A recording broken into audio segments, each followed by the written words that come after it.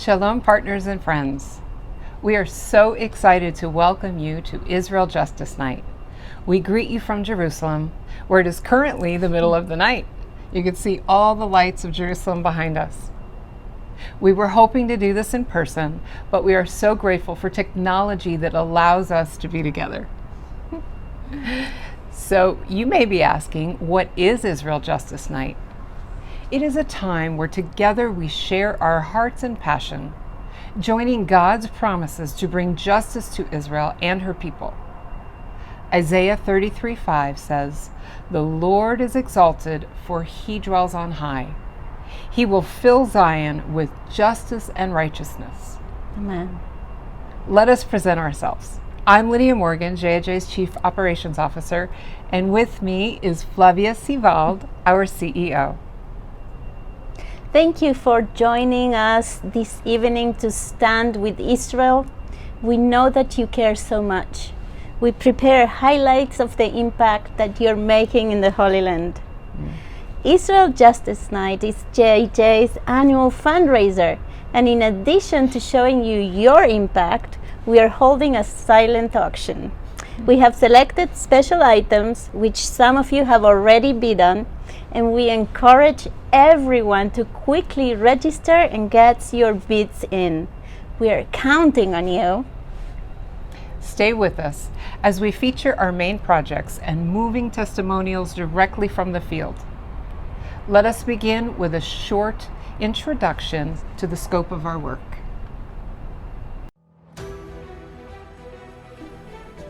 The Jerusalem Institute of Justice is a legal, non-partisan NGO founded in 2004 to defend democracy, freedom of conscience, and human rights, promoting the legitimate standing of the State of Israel among the nations. We advocate, represent, and are a voice for those marginalized groups in the region who are underserved and whose voices can't be heard. Using legal tools, our team, together with 40 interns per year, are working passionately to impact society in the courts, governments, and academia media forums in Israel and across the globe. Our free legal aid department provides representation for religious minorities across the nation, advocating for their civil rights and helping them establish their lives. Over 1,000 cases have been handled since our establishment, including 23 Supreme Court victories. JIJ also advocates for victims of human trafficking, acting as a leader in the fight to eradicate prostitution in Israel, promoting rehabilitation and positive changes to existing legislation. The universality of human rights is a standard that requires constant vigilance and protection.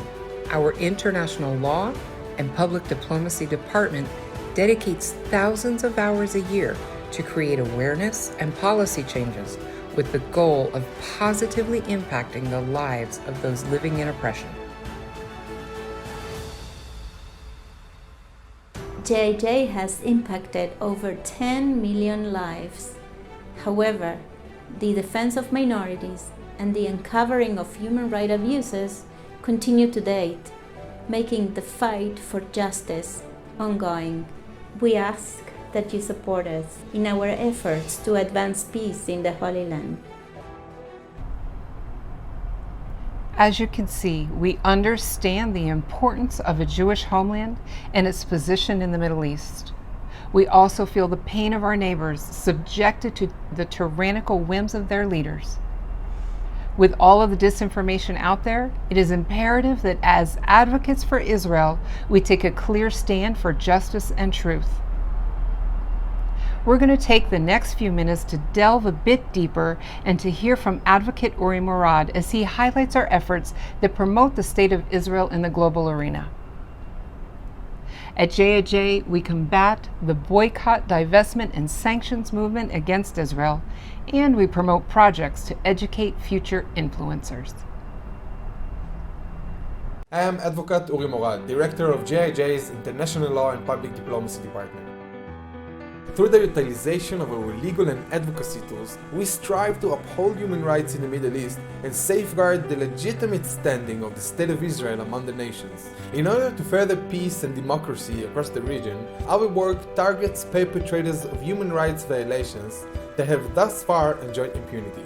I oversee our research team, which conducts the documentation and presentation of testimonies, evidence, and complaints to the International Criminal Court at The Hague and various governmental bodies around the globe. Tear down the bridges, drain all the rivers, burn down the town hall, there are no winners.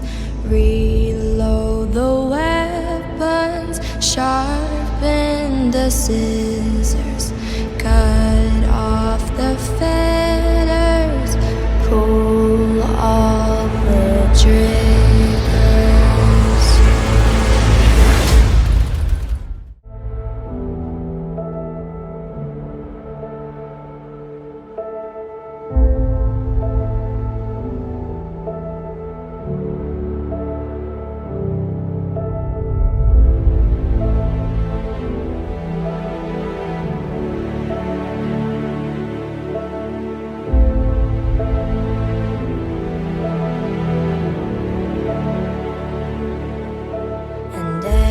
Everyone screaming when the lights go out.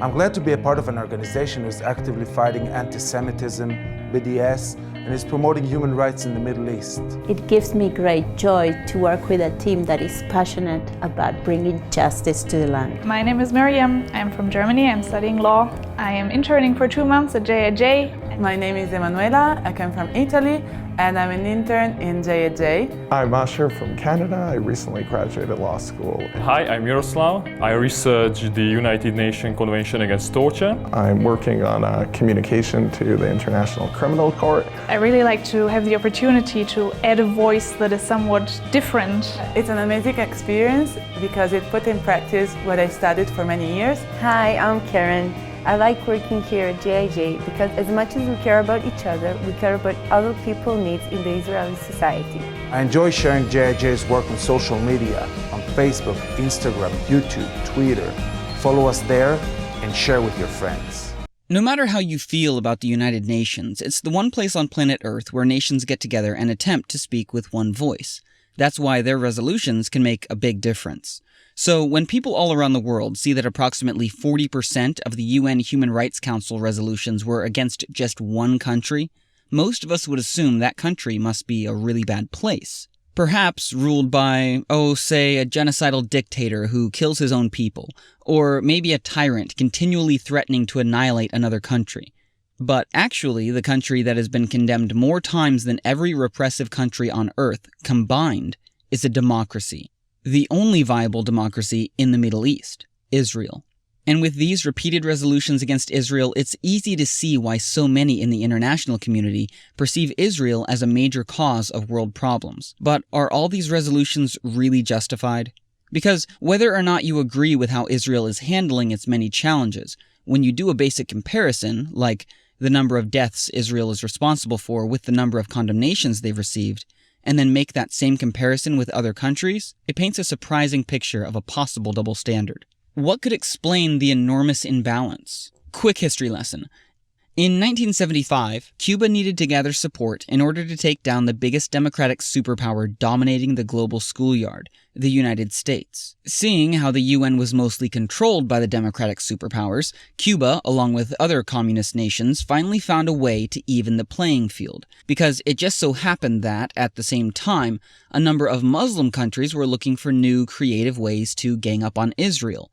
So the communists realized that by joining the Muslims' anti-Israel coalition, they could create an unstoppable voting bloc inside the UN, because with every resolution they passed against Israel, they simultaneously discredited Israel's ally, the United States. So in 1975, the newfound communist Muslim voting bloc spearheaded the passing of a UN resolution that officially stated, "Zionism is a form of racism." Yes, Zionism. The movement trying to find ways to protect Jews from racism was redefined as racism, which is kind of like saying the civil rights movement is racism and Martin Luther King is a racist. This is why resolution after resolution after resolution against Israel from 1975 until this day easily passes through the UN.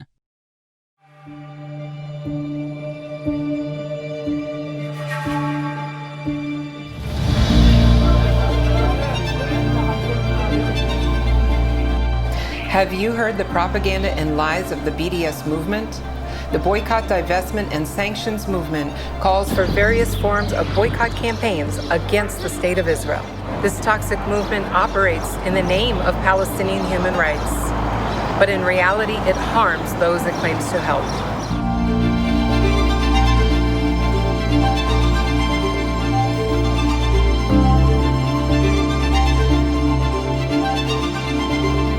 The BDS movement is not only intended to politically pressure the State of Israel to withdraw from Judea and Samaria regions, but rather aims at the elimination of the State of Israel and the establishment of a one Palestinian sovereign state from the Jordan River to the Mediterranean Sea.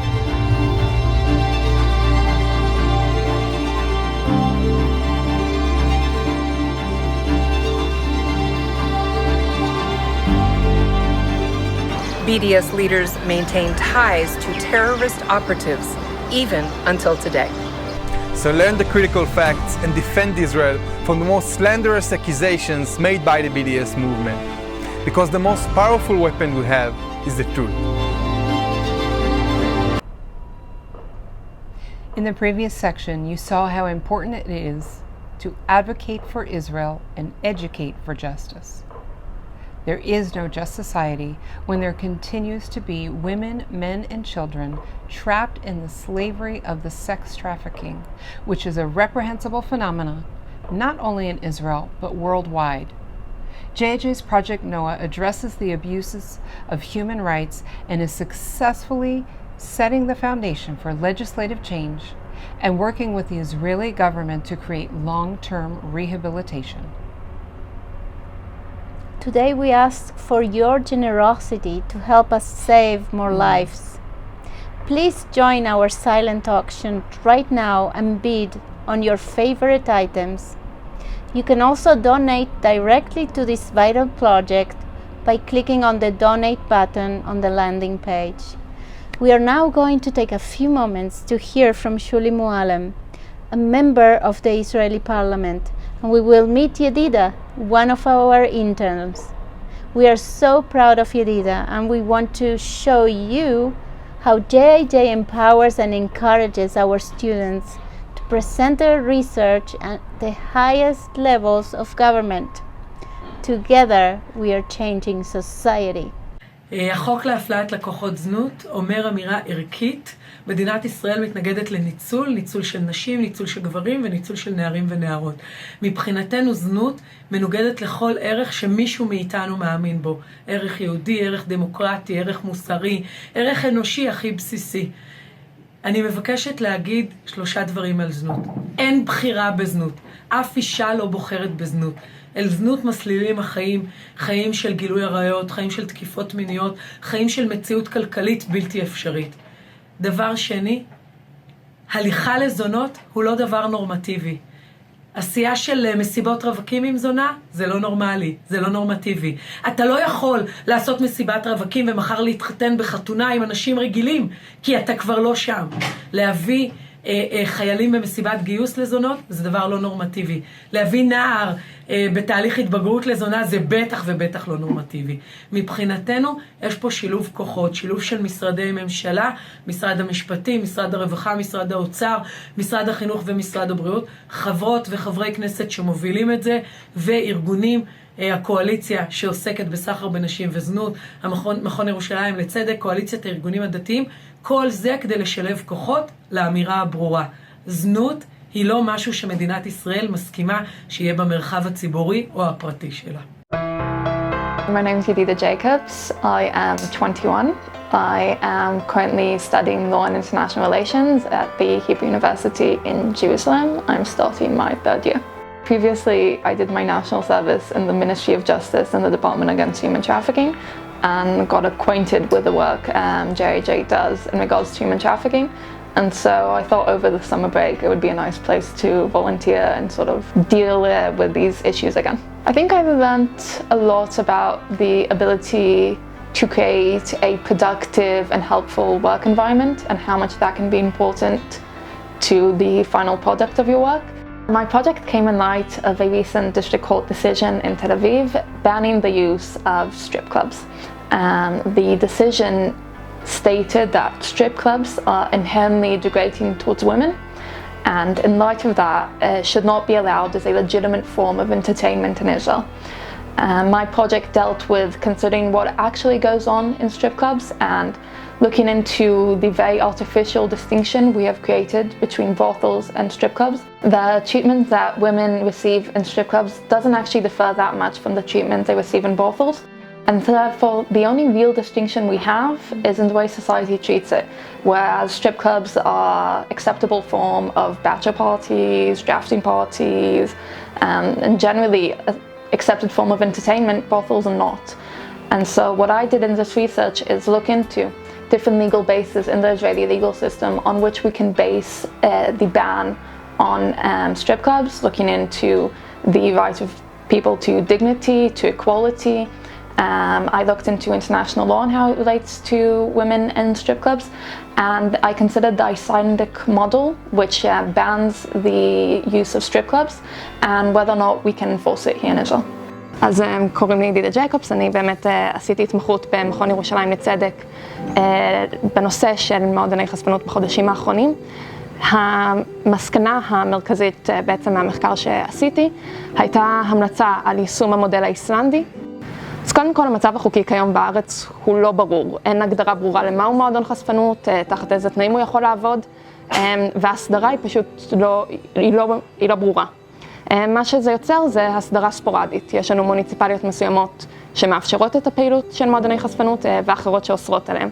הבעייתיות כאן היא שנוצרים לנו אזורי סבלנות שמוכרים לנו בדוגמה בתל אביב, שבהם מתאפשרת הפעילות של חשפנות. החשפנות כביכול אמורה להיות ריקוד לצורך גירוי מיני, אבל אנחנו רואים שברבים מאוד מהמקרים יש גם ציפייה לפורקן מיני, והמועדונים הם הפרואקטיביים כאן. הם מספקים חדרים פרטיים שמאובזרים במגבות ובחומרי שיחה, שמעידים על מה המטרה של החדרים הפרטיים האלה. היחס הדואלי של המשפט הישראלי שמטיל קלון על בית בושת, אך מתיר את המשך הפעילות של מועדוני החשפנות, אין לו אמת במציאות.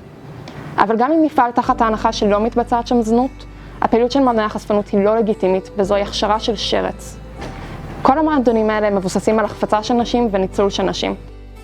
אם אנחנו מסתכלים כיום על חברה שמדברת על הקמפיין של MeToo, על האיסור צריכת זנות, אנחנו מדברים על יצירת חברה שלא מעודדת סחר בבני אדם, כל המטרות האלה לא עולות בקנה אחד עם מועדוני החשפנות. מועדוני החשפנות הם מקום שכל המטרה שלו היא פגיעה בנשים. זה מקומות שבהם תופסים נשים, מציקים לנשים, מטרידים נשים, ומה שהמחוקק הישראלי אסר בכל מקום אחר, פתאום הופך לנורמה אם תולים שלט של מועדון חשפנות בכניסה. כדי לסכם את הנקודה הזו, אני חושבת שיש לנו אחריות כחברה לבוא ולומר מה היחס שאנחנו רוצים לתת לנשים, מה היחס שמגיע לבני אדם מעצם היותם בני אדם, וכדי באמת להיות מסוגלים לומר שידינו לא שפכו את הדם הזה, ושיש לנו אחריות דווקא על הנשים הכי מוחלשות בחברה שלנו, צריך ליישם את המודל האיסלנדי שלא מאפשר את הפעילות של המועדונים.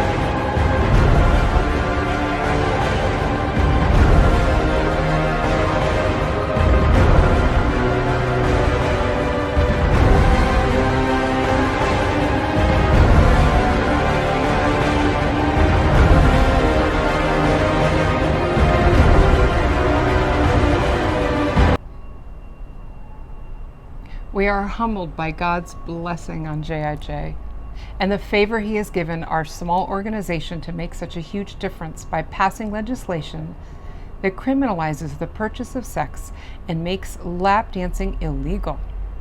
You are part of everything we do. Thank you for partnering with JIJ.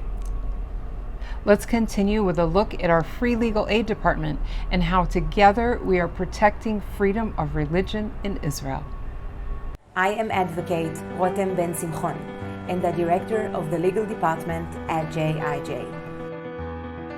We work to advance the protection of civil rights and religious freedom for minorities under the Israeli law. We do this by providing pro bono legal aid for victims of discrimination, serving over 300 families since our founding. Not only do we provide representation every step of the way, we're changing lives and bringing families together. We are establishing communities and answering prayers. We are making Israeli civil society stronger.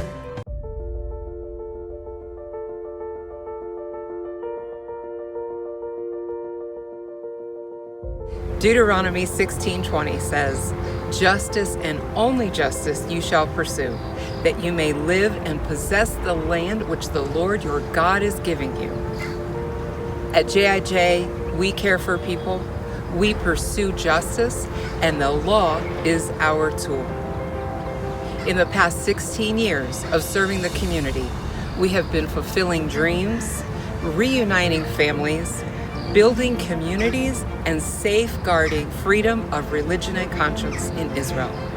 We have successfully handled over 1,000 cases and won 24 Supreme Court victories.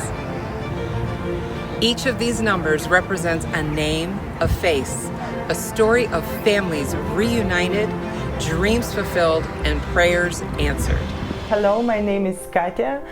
This is my husband, Denis. We are Christians and we married in Russia. I came in Israel and we came to government, bring our documents, and government said that I need back in Russia because I'm a Christian, because they told us our marriage not true.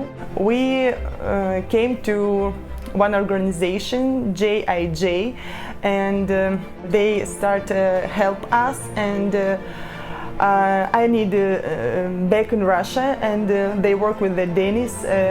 We have several courts, and after they work, we are wind.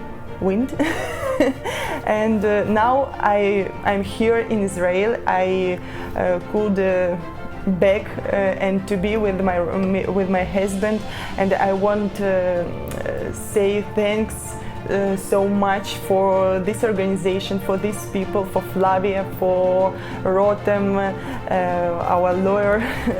Very, very big thanks. Thank you. Hi David, good afternoon. Good afternoon to you, Rotem.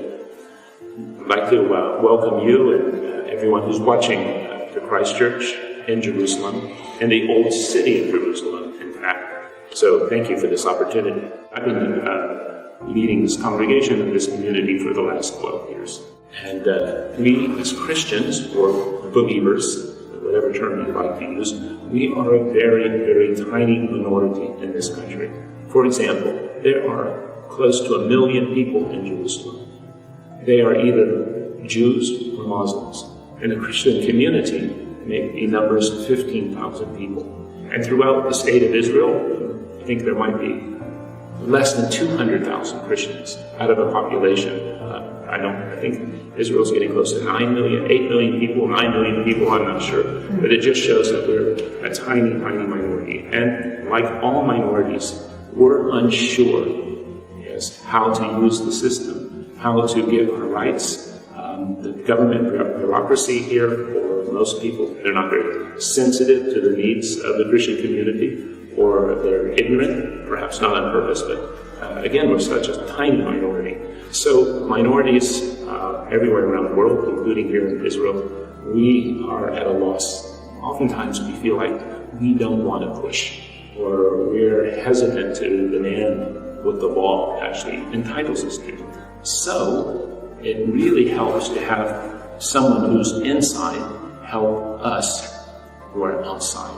And that's where JIJ comes in. We have Israeli citizens and Israeli Jewish lawyers who, again, have a great sensitivity for our needs. We care about human rights on many different levels. We want to see our small communities thrive and even integrate well into this society. And there's no other organization like it in the country that takes up our issues, and by the way, the issues of other minorities, and helps in such a beautiful and practical way. I think JIJ actually really sums up, in a way, the biblical commandment that one should love their neighbor as as yourself. You truly do that. Thank you so much. You're welcome. So, why did you approach JIJ? So, if I had to sum it up at least in 2 words, I would say passion, yes, and experience. But I think there's also something else that's worth considering, and that makes JIJ very valuable, because you're not only helping Christians who have legal trouble, you have a much wider and bigger approach. For example, one of the really, I think, the most important things is that JIJ helped pass legislation which criminalized prostitution in this country. And that legislation will bring an end, or is starting to bring an end already, to the slave trade, or to, I don't know if that's actually the right word. Yeah, that's not right. Yeah, importing women illegally into this country, yes, to serve as prostitutes. So when I think I'm going to work with JIJ, I'm going to work with an organization that has kind of a big vision, yes, for bringing justice and goodness to Israeli society. And as a believer and a Christian and someone who wants the best for Israel, I love the work that JIJ is doing, because it's making Israel a better place on the whole. It's not only helping me, but it's really bringing goodness and righteousness, perhaps in a limited human way, but that's still very important to Israeli society. JIJ offers its services for free. And in a country where most people certainly don't make a lot of money, in a country where legal help is indeed very expensive, JIJ is a lifesaver, has been for hundreds of people, and will continue to be life-saving for perhaps thousands of people in the future. And of course, we're living at a time when the population is increasing here, or we do have more and more believers, and many, but yet at the same time, the misunderstanding or the lack of sensitivity from government officials certainly doesn't seem to be diminishing. And we need to help JIJ acquire a bigger staff. They need more lawyers so that they can help more people here. So look, you're doing incredible and amazing work, but unfortunately, we are not able to clone you yet. And so we have to hire other attorneys like you with your knowledge and your passion. And really, as I said before, your great love for your neighbors, especially those who might be called strangers in this country or strangers in the land.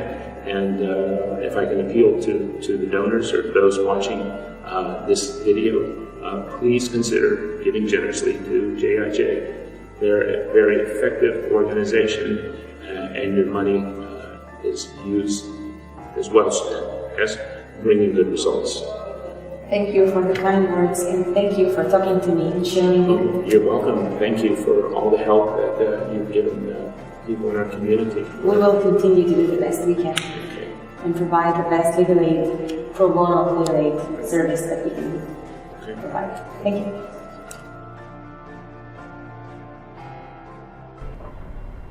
You will now hear from an Israeli lawyer who, after exhausting all legal recourse, decided to bring her own client to JIJ, and how that decision impacted the outcome of this case. My name is Shira.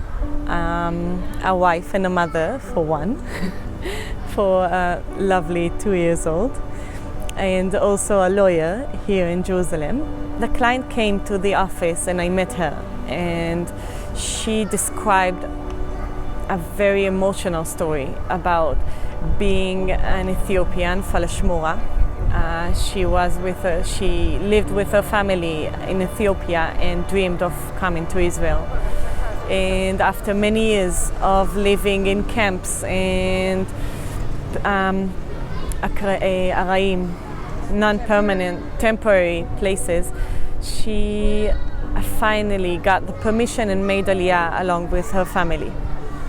And she came to Israel, she invested herself in Israel along with her children, and she opened a business, went to Ulpan, went to a Giyur, and she was really involved in Israel with all her heart and actions.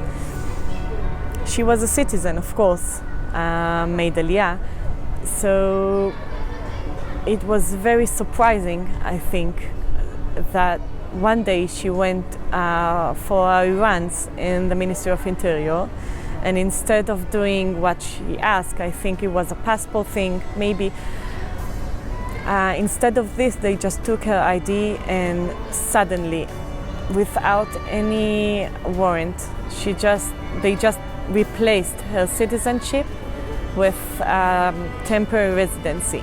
Nothing helped. Actually, it was very strange.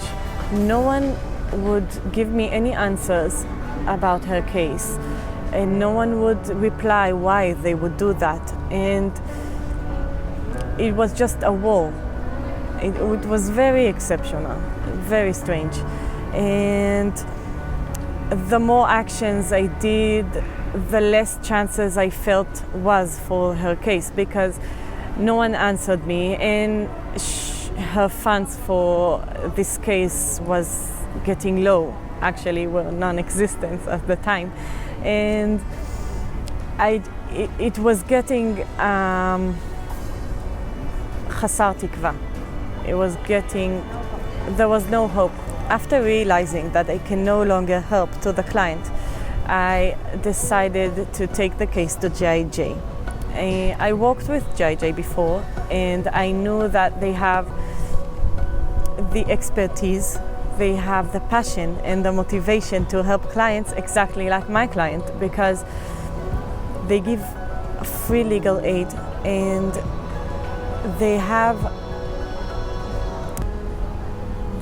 a lot of motivation to help people that their rights are being ignored in this area of human rights and immigration and hurting rights of people who are not natives here in Israel. I know that if there is still hope for my client, it will be in JIJ.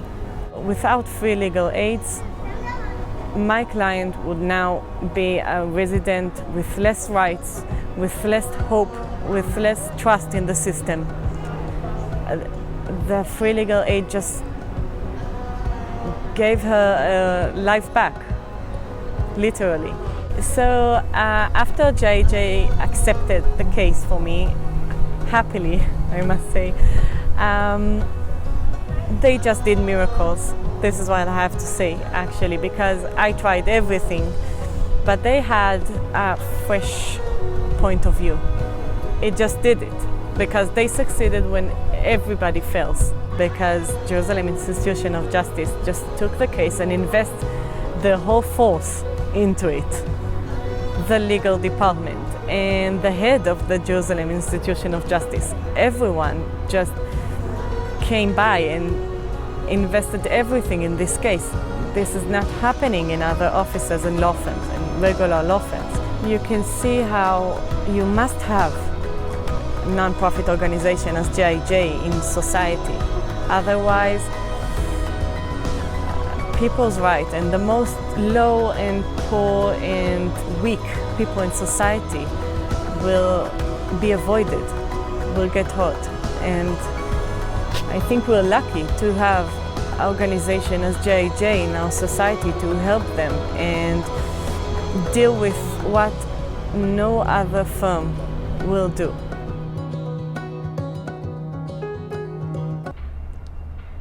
As you just saw, our goal is to strengthen those that are the weakest members of society, which is why we come alongside Holocaust survivors and lone soldiers. We honor their sacrifices and victories over hardship. We provide humanitarian aid and community support. As you are seeing these testimonies of love, remember the upcoming holiday season and bid on your favorite items for your loved ones.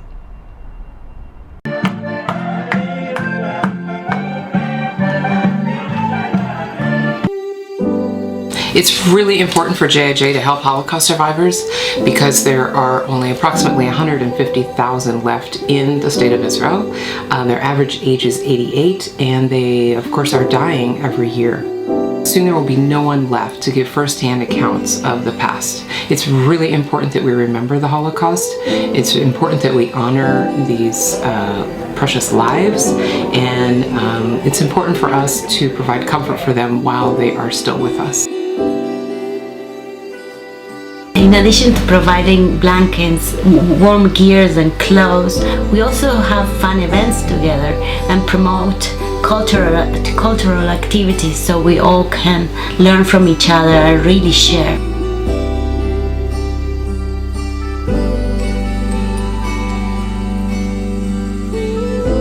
These are fun events for the Holocaust survivors. It's tailored around them and their activity level and their needs. We bring musicians, we bring singers.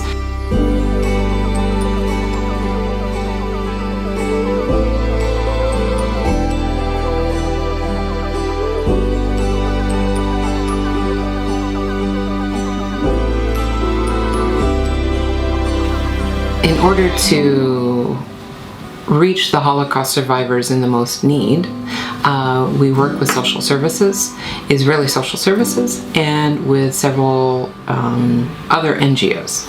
We really want to get to understand their story. The past is our past. To learn for the future and towards the future, for the coming generations, for our kids and grandchildren.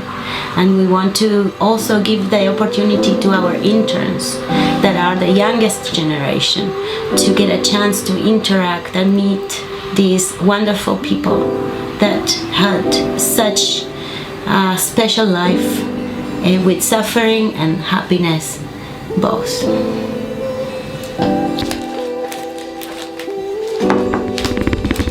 Bring the...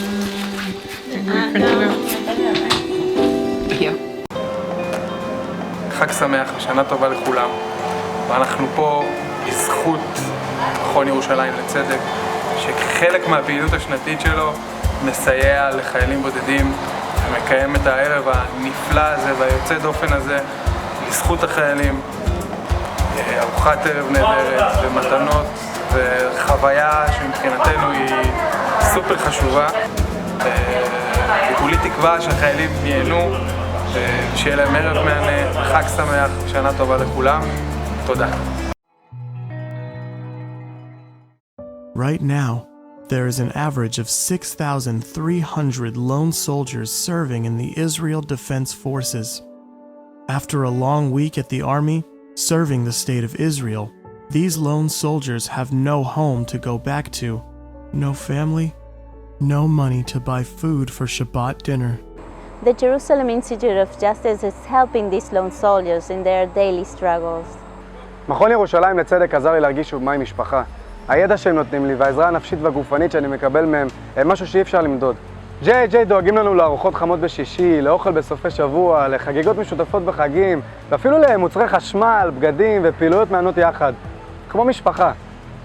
With a recurring donation of $30 a month, you will improve the life of a lone soldier who is sacrificing for their country while facing personal struggles.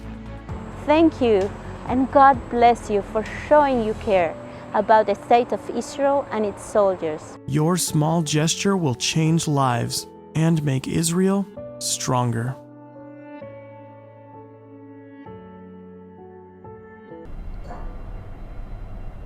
As we come to the end of our time together this evening, here is another opportunity to see the faces of our amazing team and to review each of JIJ's main projects. We had a great time filming it and one of the most holy sites in the world.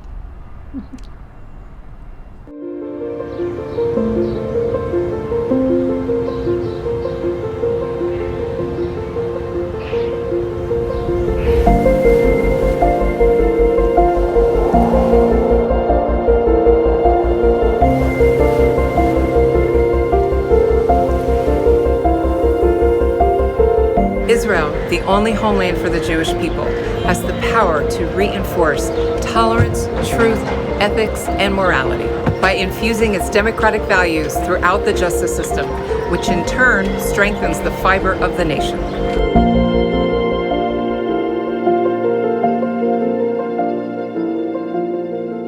Our legal and research expositions have been presented before the International Criminal Court at The Hague, the United Nations, Israeli and European parliaments, as well as esteemed academic institutions all across the globe. We provide pro bono legal aid for Christian minorities in Israel suffering from discrimination. We defend their legal rights and help them integrate into Israeli society.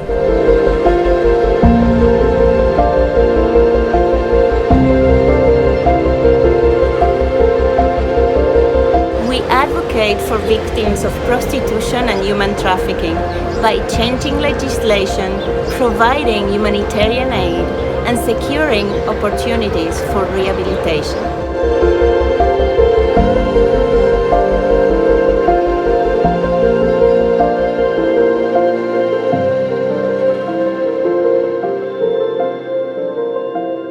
Generosity is a natural instinct. It usually begins close to home for the benefit of those we can see with our own eyes. But on Israel Justice Night, we're asking to look beyond our personal horizons. When you partner with JIJ, your gift makes Israel stronger, the Jewish people safer, and safeguards freedom and promotes justice across the globe. Everything we do, every cause, every project, every campaign we take on is integral to our vision of pursuing justice and saving lives. We invite you to be part of Israel's story today.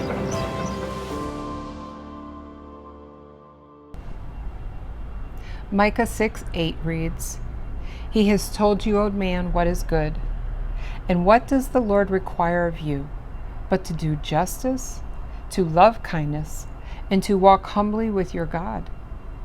Which manifestation of justice has God placed on your heart? Maybe you identify with the Christian community facing persecution for their faith. Maybe it is your heart's cry for trafficked women, or you are passionate about advocating for the Jewish homeland. JIJ has a heart for justice and is a voice for people. Each of our projects touch hurting parts of Israeli society. We encourage you to partner with us and engage in a deeper way with the love that God has given you for the stranger, the widow, and the orphan. We are doing this together. Our silent auction will remain open for 2 more days, so keep tracking and bidding on your favorite items.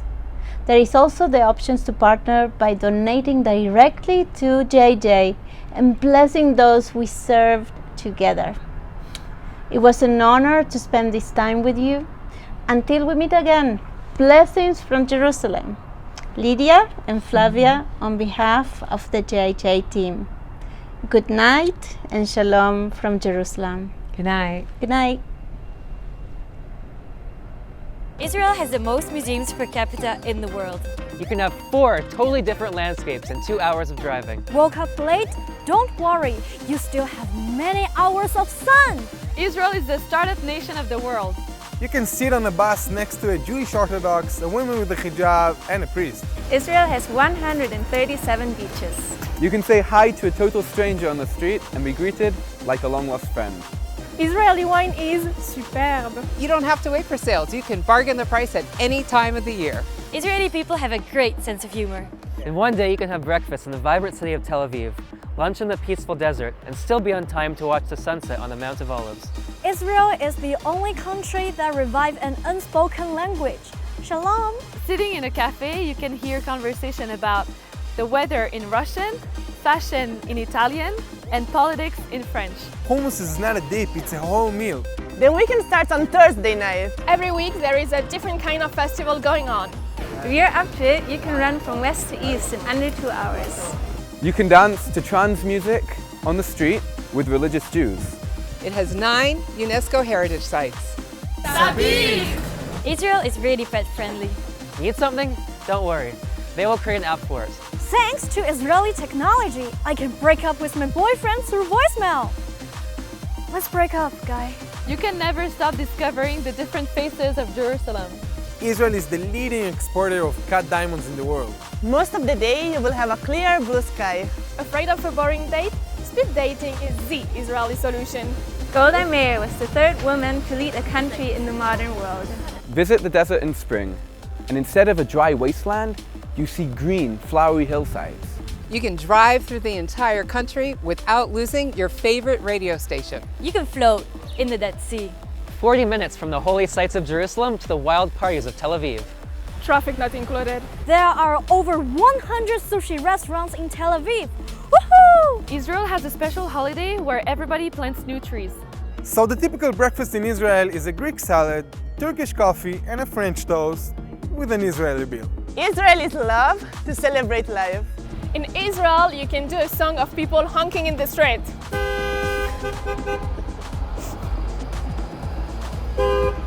On every street, you can buy freshly squeezed juice. In Israel, an argument is considered to be a sign of friendship. University campuses in Israel have a great atmosphere. Over 44% of lawyers are women. Highest number of PhDs per capita in the world. On your way to the beach, you can stop in one of the many bookstores. You can cross the whole country in under 6 hours. More than 90% of the Israeli homes use solar panels to heat their water. After every gefilte fish, you can always have a good falafel. Falafel! Everyone can tell you the best hummus place and it will never be the same one. Life expectancy is very high. Bamba, that puffy peanut butter snack that you can't get enough of. Aroma has delicious coffee and they give you chocolate. In the market, you can find spices from all over the world. The first USB was created in Israel. Israel was the first country to ban underweight models. The sunrise in Masada is absolutely breathtaking. On every corner of the street, you can enjoy different types of music. If you're lost, you will always find someone who will help you. You can easily find free public beaches.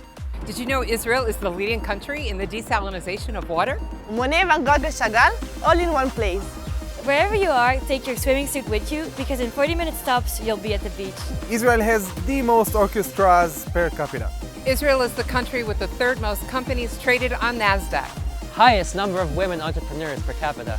You can eat Mac falafels in McDonald's. Israel is the vegan capital of the world. You can grow your own oranges. If you are too lazy to walk, you can easily find an electric bike. Israel is full of beautiful people. Also, the JIJ is here.